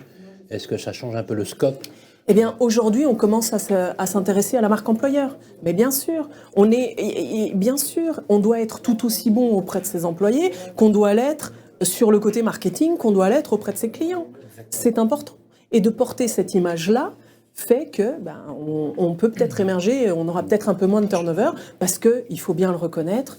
Alors moi, mes clients étaient dans l'immobilier, mais il y a un mercato extraordinaire sur ce secteur, parce que les talents, ils passent d'un endroit à un autre pour trouver l'endroit où ils sont bien. Tu confirmes Alors vraiment, j'achète complètement. Ça nous engage, ça nous oblige. Et moi, je vois la difficulté qu'on a en tant qu'entreprise, entrepreneur et direction, à motiver, dynamiser. C'est notre job. Ça nous oblige à être là tout le temps pour, un peu comme dans une série télé, d'être constamment sur de la nouveauté. Parfois, ça leur fait peur, mais ils en ont besoin. C'est pour ça qu'ils restent, parce qu'ils ont envie de participer à une aventure, aventure, à une histoire et à un projet collectif. Ils ont vraiment besoin de ça. Si on fait pas ça, ils partent parce qu'ils s'emmerdent. Le pire dans la vie, c'est de s'ennuyer. Et c'est valable aujourd'hui pour les collaborateurs qui veulent participer à un projet. C'est ce qu'a réussi à faire Arch, mais je le dis parce que je le pense vraiment. Mais je le pense vraiment, et c'est ce que j'essaye de faire tout à fait humblement. Et on connaît forcément le groupe Vitrine Média aujourd'hui. un peu plus de 200, mais ça n'a rien à voir. C'est quand une même. paille. Et donc, mais alors, si on parle des agences immobilières, voilà, On est 15 qui sur doivent, la radio édition. voilà, c'est super. Et donc, dans les agences immobilières aujourd'hui, voilà, c'est des petites TPE, c'est des petites entreprises. À partir de 2, Il faut partager quelque Voilà, chose et avoir exactement. une envie, et c'est déjà compliqué. exactement. À deux, comme on Exact. dirait. Ça c'est déjà à deux, À c'est deux, compliqué. nous avons un débat. Ouais, À c'est ça, trois, je nous pense que avons c'est une la bonne révolution. synthèse. Déjà à deux. Alors justement, on va si vous permettez, arriver à la fin de notre émission, et merci vraiment de partager ce moment. Et on espère, les amis, que justement, on vous a un peu régalé et donné envie de venir à la fois ici. Merci en tout cas. Effectivement, je vous propose une chose, si vous voulez bien. Deux choses pour finir, de façon, comme au théâtre, vous savez, vous soignez l'entrée et soignez la sortie. Je vous propose que chacun, vous preniez la parole, une petite minute, chacun, ininterrompu, avec ce que vous ressentez, là, comme ça, spontanément. Et je vous proposerai tout de suite après un jeu avant de nous quitter, le jeu de l'adjectif et du mot spontané. Voilà, je propose qu'on commence par Thierry Spencer, qui nous a fait le plaisir d'être avec nous. Vous avez une minute, montre en main. Est-ce que vous êtes prêt, vous êtes prêt, Thierry? Vous avez votre caméra qui est ici. Alors tout d'abord, j'ai été ravi de passer ce bon moment avec vous. Ce qui m'a finalement, ce que je vais retenir de nos échanges, c'est que premièrement, une conviction profonde de l'intérêt pour l'humain, pour les valeurs humaines. Finalement, on se retrouve tous dans nos débats autour de la force de l'humain, de la prise en compte des émotions, surtout dans un secteur où on a plutôt tendance à considérer les clients comme des numéros, comme des lots, comme des dossiers. Donc, l'importance de l'humain. Deuxième chose que je retiendrai de nos échanges, c'est le fait de se dire que l'avenir qui se présente à nous est plutôt, me rend plutôt optimiste, nous rend un peu plutôt tous optimistes, à condition de réconcilier, par exemple, l'intelligence artificielle et puis la relation humaine. Donc, être capable de tirer le meilleur parti des nouvelles technologies pour laisser les humains, les collaborateurs, aussi les clients s'exprimer et être satisfaits. Alors, si on devait justement, je vais noter, l'adjectif, le mot spontanément qui viendrait pour illustrer notre déjeuner. Le mot qui me vient à l'esprit spontanément pour qualifier ce déjeuner, c'est suspendu. Comme le temps suspendu, on est plutôt dans un moment un peu rare où on parle, finalement, on boit un verre, on déjeune très bien, pas un seul verre, on déjeune bien entre nous et encore merci pour cette invitation. Donc c'est un peu un temps suspendu finalement, on partage nos convictions, on arrive à débattre et c'est plutôt une très bonne chose, donc encore ravi et merci pour ce moment suspendu. Merci Thierry Spencer, je rappelle que vous êtes conférencier, essayiste, avec de nombreux ouvrages, notamment je vous recommande L'asymétrie des intentions qui est très très intéressante. Tout est disponible sur Amazon dans les bacs, bien évidemment. Thierry Spencer, que vous retrouverez bien sûr sur les réseaux sociaux. Une conclusion, même système. Donc on a le mot suspendu et la conclusion. Alors je vais demander pour l'exercice justement à Frédéric Chaminade de conclure cette émission. Alors lui, justement, voilà, vous avez moins une minute pile.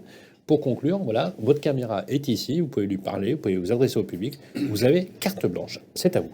Alors d'abord, merci pour cette invitation, j'ai passé un très bon moment, j'avais envie que ce soit comme pour les anciens, c'est que le repas dure jusqu'au soir, parce que d'ailleurs on aurait pu développer des tas d'autres sujets, j'en suis certain, on était parti sur le télétravail, sur l'amélioration du fonctionnement, le métier de l'immobilier, même le secteur bancaire, c'est pour dire qu'il y avait de quoi faire.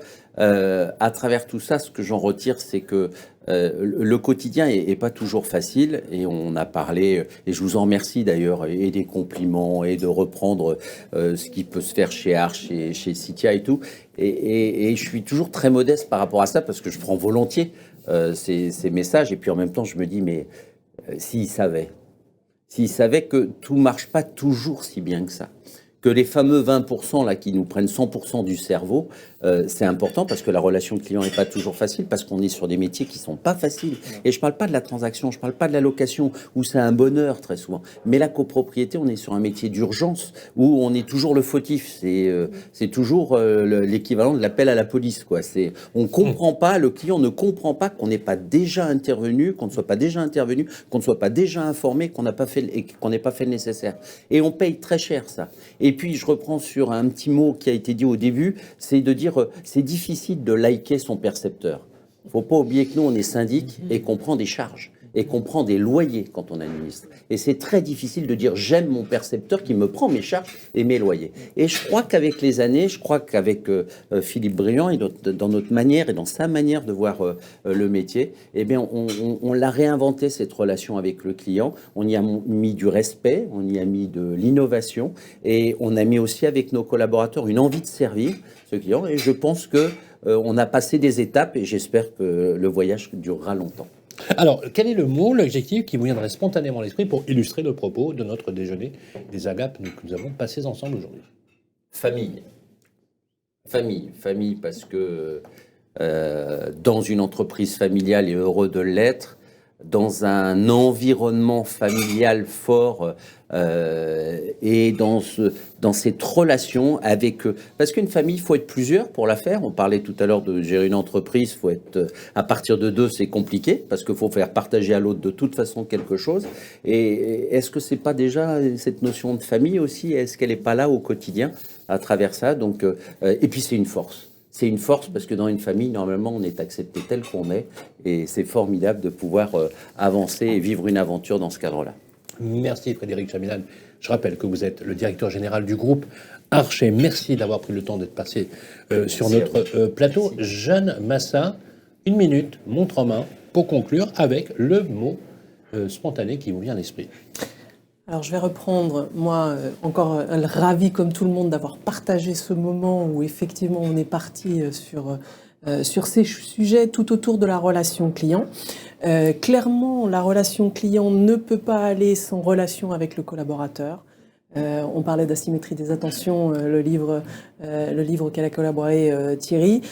C'est important de prendre soin de ses collaborateurs pour ensuite prendre soin de ses clients. Et je suis convaincue que ça commence par là. Si on construit une société, on la construit pour les clients, mais on la construit avec ses collaborateurs.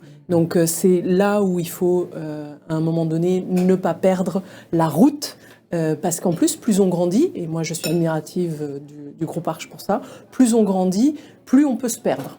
C'est plus simple de maintenir ça quand on est 50, quand on est 20, parce que finalement on connaît tout le monde, parce que finalement il est simple de dire bonjour. Il faut le faire quand on est 200, 1000, 2000, 3000, et c'est possible. Il y a les recettes pour ça.